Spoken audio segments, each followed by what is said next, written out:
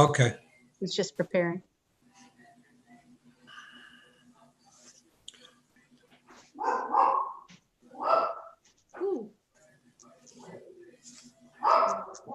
Okay, we're streaming and we're recording, so you can start.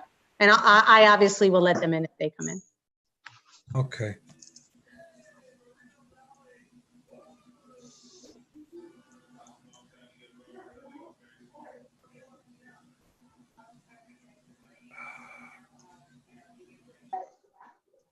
Okay.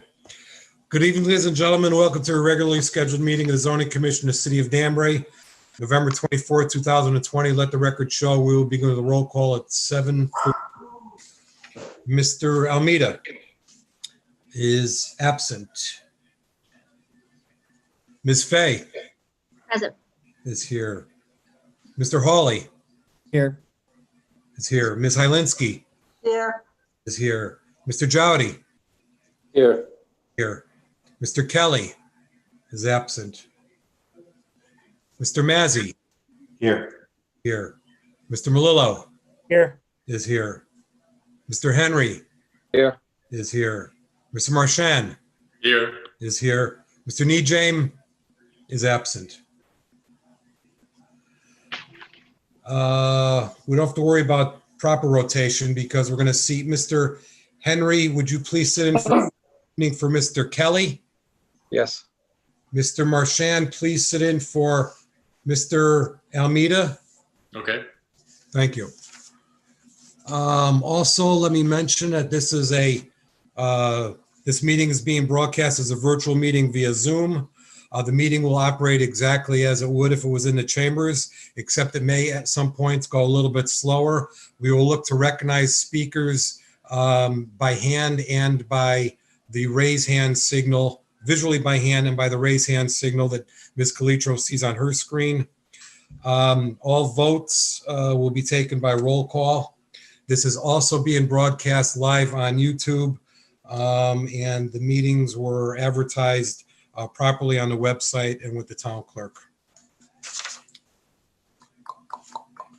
The next regularly scheduled meeting is for December 8th, 2020. However, let me mention, if we get through this meeting today and take up the public hearing for a vote, we may not need that December 8th meeting and we will cancel. Let me read the legal notice for tonight's meeting. The legal notice applications to be heard by the Zoning Commission of Public Hearing in a web-based meeting hosted on Zoom on November 24, 2020 at 7:30 p.m. The agenda to be posted will include instructions to access the Zoom meeting and the application materials.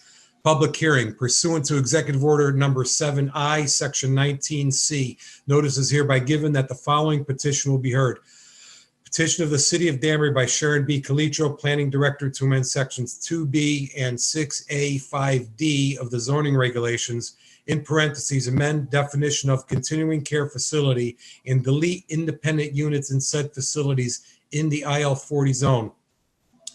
Theodore J. Haddad Jr., Chairman, posted on the city's website and sent to the town clerk on November 12th, 2020. Let me discuss with you Mr. Chairman, before we actually go through that, do you want to approve the minutes? I think that was that on the agenda first? I don't have the agenda in front of me. I was just saying, first, let me go to the acceptance of the minutes. Okay, I'm sorry. That's all right. Also, we got in our package, I think this week, we got the revised October 13th minutes in your package. As it relates to the October 27th minutes, everybody has a copy of that. Commission members, what's your pleasure? Mr. Chairman, I've had a chance to read through the minutes. I will make a motion to approve. The motion made by Mr. Melillo to approve the October 27th minutes. Is there a second? Second. Any discussion? All those in favor, signify by saying aye. Aye. Aye. Let the record show there is no opposition. So the minutes passed unanimously. Let me now go to the public hearing this evening. It's a petition of the city of Danbury by Sharon B. Calitro, Planning Director, to amend sections 2B and 6A 5D of the zoning regulations, in parentheses, amend definition of continuing care facility and delete independent units in said facilities in the IL-40 zone. Let me read the commission. And commission members, you all have a copy of this. It's a letter dated November 12th, 2020 to Theodore J. Haddad Jr., Chairman of Danbury Zoning Commission, from Arnold E. Finaldi Jr., Chairman, Danbury Planning Commission, regarding 8-3A referral petition of the city Planning Director to amend sections 2B and 6A 5D of the zoning regulations, in parentheses, amend definition of continuing care facility and delete independent units in said facilities in the IL-40 zone. At the web-based Zoom meeting held on November 4th, 2020, the City of Danbury Planning Commission voted to give the above referenced petition a positive recommendation for the following reasons. 1, the use is consistent with the Plan of Conservation Development, POCD. 2, it protects the city from potential misinterpretation that residential dwelling units are allowed in industrial zones. 3, it will not negatively impact the health, safety, and welfare of the general public. The motion to give this a positive recommendation was made by Mr. Chioccio, seconded by Mr. Salvain, and passed unanimously by a roll call vote with ayes from Mr. Chioccio, Mrs. Hofstetter, Mr. Salvain, and Chairman Finaldi. Also, let me just go over quickly the WestCog response dated October 29, 2020 to Joanne Reed, Planning Assistant, from Kristen Floberg, Planner, regarding Connecticut statutory referral to WestCog from Danbury attached zoning amendment. The opinion of WestCog staff is that the proposal is of local interest with minimal intermunicipal impact. Therefore, it is not being forwarded to the adjacent municipalities, and the regional staff is making no comment. Regarding the staff report, Mr. Melillo, do you have a copy of the staff report? Yes, I do. Can you read that, please? Yes, the City of Danbury Planning and Zoning Department to City of Danbury Planning Commission, City of Danbury Zoning Commission, from Sharon B. Calitro, AICP, Planning Director, dated October 29th, 2020, regarding the petition to amend the zoning regulations, sections 2B, definitions, section 6A 5D, continuing care facilities in the IL-40 zoning district. We have submitted a petition to amend the zoning regulations to delete the reference to independent living units in continuing care facilities in the IL-40 zone. This requires 1, the definition of continuing care facilities in sections 2B to clarify that independent units are not permitted in facilities in the IL-40 zone, and 2, section 6A 5D to delete said units and associated references and conditions. The reason for this amendment is to make it clear that residential dwelling units are not permitted in industrial zones.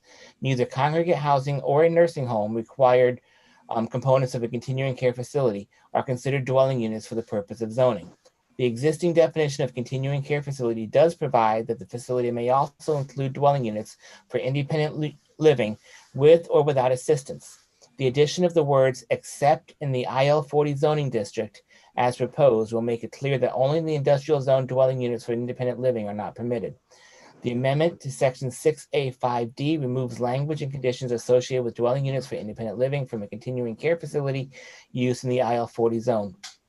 Adding language to the definition and removing language associated with independent units minimizes any potential interpretation to the contrary. Residential dwelling units are not appropriate in the industrial zone, nor is there any other use in the IL-40 zone that provides for residential dwelling units. There is only one such facility in Danbury, having recently been constructed after the use was added to the IL-40 zone in 2016. The independent unit component of that facility would, upon approval of this amendment, be considered non-conforming, although all other aspects of that facility and uses remain conforming. Since the number of independent units at that facility are basically at the maximum allowed, there is no significant impact on that facility if the independent unit component is deleted as proposed. The amendment is consistent with the POCD recommendation to eliminate uses in instance, a component of the use that is in conflict with the purpose and intent of the district, and it protects the city from potential misinterpretation in that residential dwelling units are allowed in industrial zones. It does not impact the ability to construct a continuing care facility in the IL-40 zone, nor does it negatively impact the health, safety, and welfare of the general public. Staff urges approval of this amendment. Thank you, Mr. Melillo.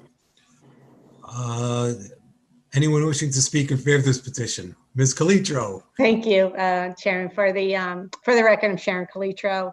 I'm the planning director, as you know.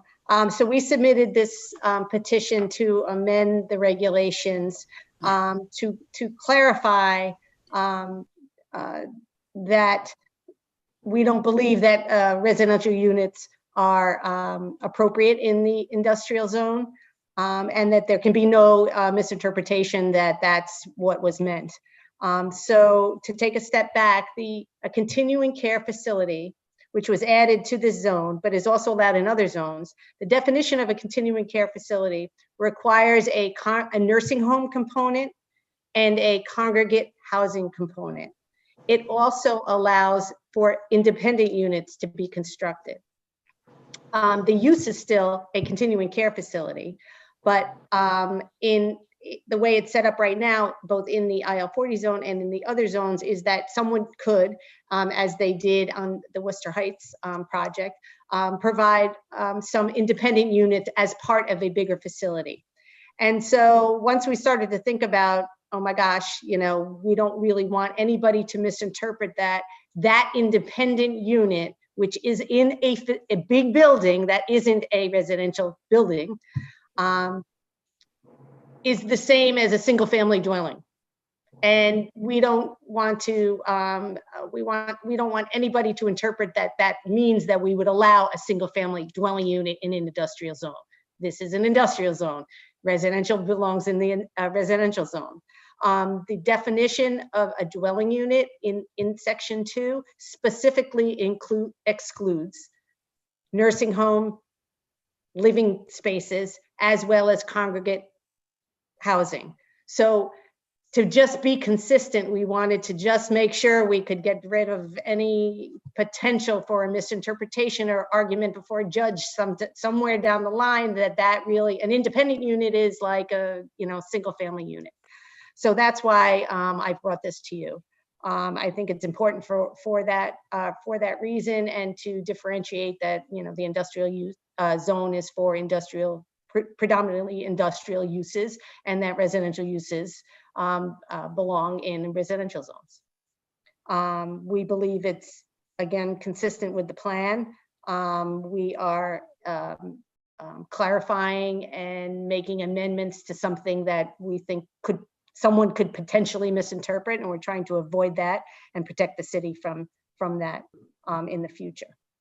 So we don't think there's any impact. And specifically, there is really no impact to the recently constructed one on Worcester Heights. They do have independent units there, but they basically maxed out on the density. So that there's really no impact to them. Those units in that facility would become non-conforming, but the use is still a continuing care facility, and the use is still conforming. So again, there's really no impact on their ability to expand or anything like that. They just couldn't add in one more unit, and that's all really they'd be giving up. And they're built and getting ready for COs, so it's not really a feasible option for them in any case.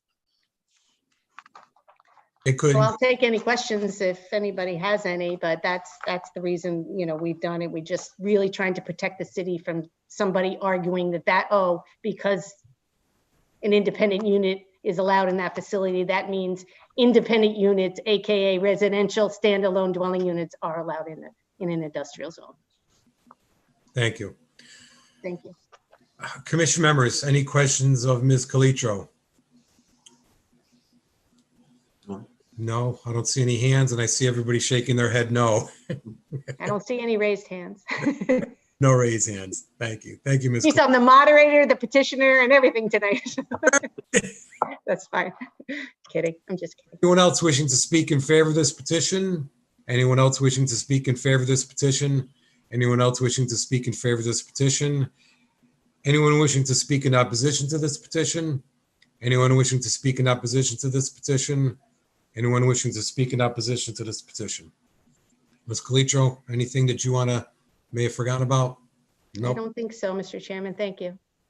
Commission members, any questions? If not, I think the proper thing to do would to hear a motion to close this public hearing. Does anyone want to make that motion? So moved. So Jody makes a motion to close the public hearing. Is there a second? Second. Second by Mr. Massey. Any discussion? All those in favor signify by saying aye. Aye. Aye. Opposed? Let the record show I did not see any hands or hear any opposition, so unanimously, the motion to close the public hearing goes through. So this public hearing is closed.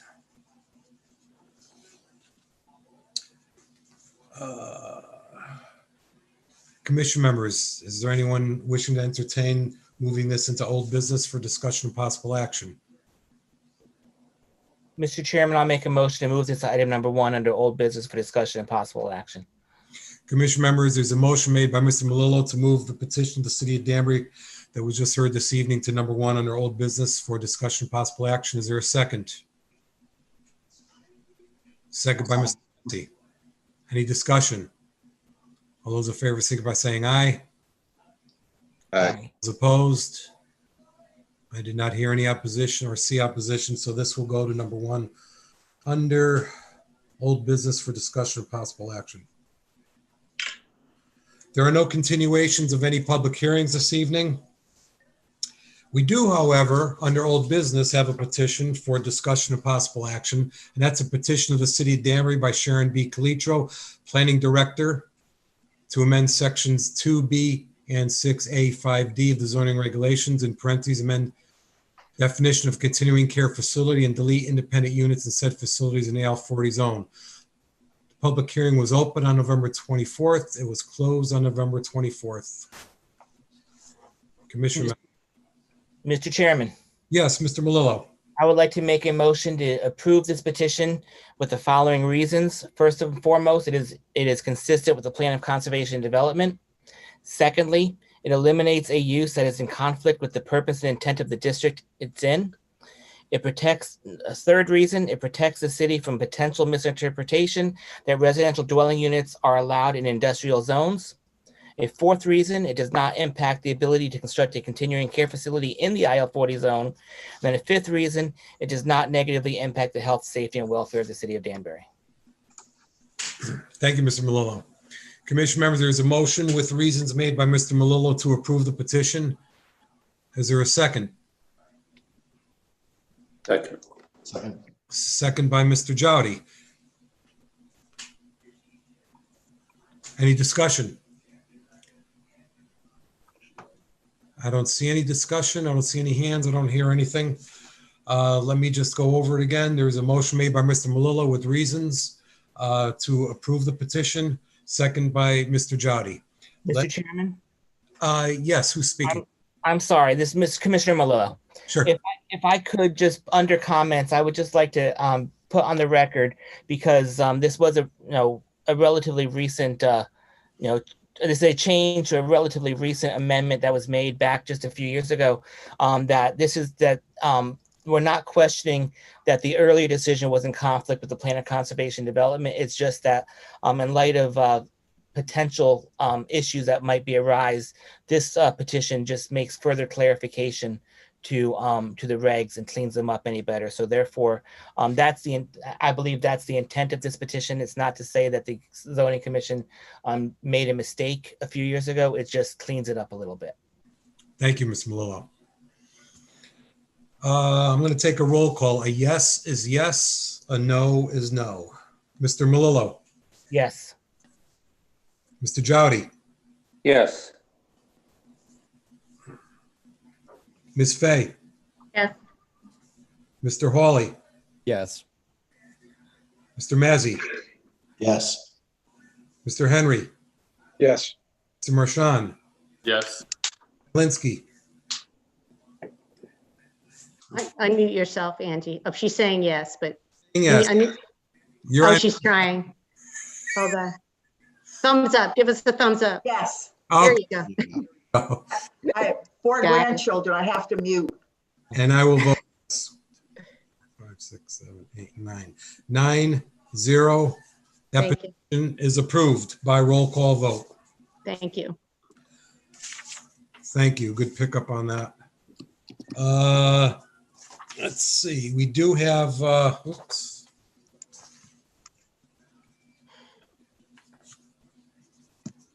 Okay. We do have a new business. It's a petition of BRT Sconset LLC to amend section 4A6 of the zoning regulations, add active adult cluster development to the RA20 and RA40 zones. This public hearing is scheduled for February 23rd, 2021. This date is subject to change depending on circumstances related to COVID-19. Ms. Calitro, did you want to have anything to say about the dates we were using? The Sure. executive order? Sure. Yeah, so the petition was, just so for the record and everybody understands, so the petition was submitted on the 9th of November. So for purposes, statutory purposes, the official date of receipt would have been the meeting on November 10th, even though we canceled it. That was your next official meeting. And so we did send those out. So for all the referrals. So even if you wanted to do that tonight, you could, they send it out for all the required referrals. We have notified the applicant that just based on our schedules and the holidays and things like that, the executive orders from the governor were extended relative to the additional timeframes that are allowed, in addition to the statutory timeframes. So the 90 days, there's a pool of 90 days which you can extend applications during this emergency pandemic, and that he extended that until February 9th. It was set to expire November 9th, and then he extended it. So we're going to take the full 90 days. That'll give us enough time to get it to everybody and review it. And then we'll use, I think, 15 days of the, under the statutes right now, we have 65 days from the official date of receipt to schedule it for the public hearing. So we're going to use 15 of those 65 days. So we're going to use up this free pool of 90 plus an additional 15. The applicant is aware of it. They understand, the reasoning behind it. There does not need to be any justification why we use it. We just can opt to use it. And just based on the time of the year and the budget cycle and the capital improvement program and everything else going on in the holidays, it was just for us to really review this. It's similar, but not exactly the same as before. We just need some time to do that. So that's what we did. Okay, so February 23rd is 105 days. Yeah, I think that's right. Our ballpark, it's 90. Yeah. Okay. 90 plus 15, correct, right. It's not too early to refer this out, right? We could do that. No, we can refer it out. I think Joanne actually sent it out because they didn't change when the official date of receipt is, so we just sent it out. I know Mr. Malil has his hand up, but we sent it out anyway, just so that nobody could say, oh, you didn't send it out in the right amount of time. But it'll have to go to the Planning Commission and sent to WestCog and post and sent everywhere else as well. Thank you. Mr. Malillo has his hand up. Ms. Malillo. I have a question for Ms. Calitro, just so I think I understand what you said. I just want to clarify. So we're using the full amount of time in the governor's executive order that the zoning commission can extend a public hearing.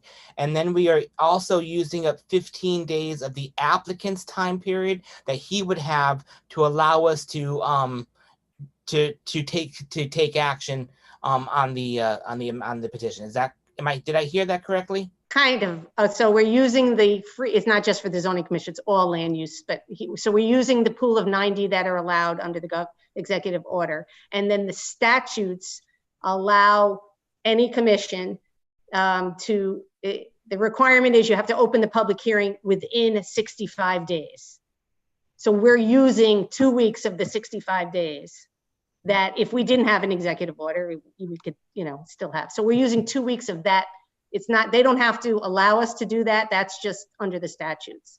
So there's no, they don't have to agree to any of that. We're allowed 65 days. So we're just using 2 weeks of that instead of the full 65. We would normally use, we normally use more than 30 because we have to give the planning commission 35 days for the referral. That referral period can happen during the 90 days. So we don't have to use more than 15. Okay, that's where I lost you. So I understand. So we're using the full statutory length of time until we open the public hearing, and then we are using the governor's executive order extension for those remaining 15 days. No, those, The way around. you got it backwards. Okay. We're using the governor's executive order for like a free ride 90 days.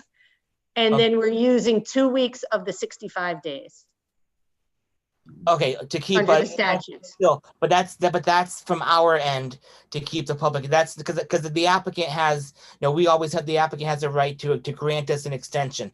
Those Right, but that's not the extension. No, that's not the free 65 there. So the way the statutes work is from the official date of receipt, you have 65 days within which to open the public hearing. Then you can keep the hearing open for 35 days. Then you have to act within 65 days. And then there's this pool of 65 days that the applicant can give you an extension on. We're not using any of that. We're still in the first 65 days. Okay, that's what I misunderstood. In the very it's beginning, I thought confusing. we were using some of those 15 days that the applicant had, but Yeah, now no. I understand that we're not. So No, we're using the original 65 days that we have the right to do. And again, I've notified them and Attorney Marcus, and he's well aware, and he said, I understand, and okay. And yeah, no, my only concern was if we were using some of their days when I had that No. documented, but we're not touching those at all, so No. we're safe. yes, correct. Sorry, everybody, it's confusing. That's okay. Mr. Chairman, would you like a motion? Sure, I'd love to. So I will make a motion to accept this petition, to refer this petition to the Planning Commission, post it in the town clerk's office for public inspection, post it in the zoning commission office for public inspection, set the public hearing date for February 23rd, subject to change depending on circumstances related to COVID-19, and notify all agencies and city departments and towns, communities, et cetera, that need to be notified under state statute. Good job. Thank you. Motion made by Mr. Malillo. Is there a second? Second by Ms. Hylinski. Any discussion? All those in favor, signify by saying aye. Aye. Opposed. For the record, I do not see any hands in opposition, and I did not see any opposition. So that is unanimous. Thank you. Correspondence. Everyone received a copy of the meeting schedule for 2021. Nothing's changed except the numbers of the months have been plugged in because it runs the second and fourth Tuesday of each month at 7:30. So everybody has a copy of that. Are there any other matters? Are there any other matters? Mr. Hawley. So I was going through the website and I saw that the 2016 minutes are not posted on the website. Need to get them. I noticed that too. I need to get them on there. So tomorrow I'll try to get them all on there while I'm in the office. I actually didn't hear the question of Mr. Hawley. What was not posted? Oops, sorry. The 2016 minutes are missing from the website. Oh, okay. All right. And then Ms. Reed, you're aware of that? Yeah, well, I just found out. I thought I was sending them to the appropriate departments and thought they were being posted, but they weren't. So I just discovered last week, and I do have a list to do that. It's on my to-do list, and I'll make an effort to get it done tomorrow if I can while I'm in the office.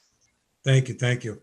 Mr. We Hawley, do obviously have the minutes, the written version in our office. Right. We have a book with them in it, and they're up in the town clerk's office. They're just not on the website, but I will Right. put them on. Mr. Hawley, I was going to tell you, rest assured that they are filed in the town clerk's office. I know that for a fact, as well as being in the zoning commission office. The website actually, while not state mandated, is a public convenience. Okay. Any other matters? Any other matters? Any other matters? So officially we are Not going to have a December 8th meeting? Yeah, we don't have any applications, and tomorrow we would have had already to post it tomorrow for that meeting, and so I think we're good. Sounds good. Is there a motion to adjourn? So move. Question. To adjourn, second, Oh, question, Mr. Jowdy has a question.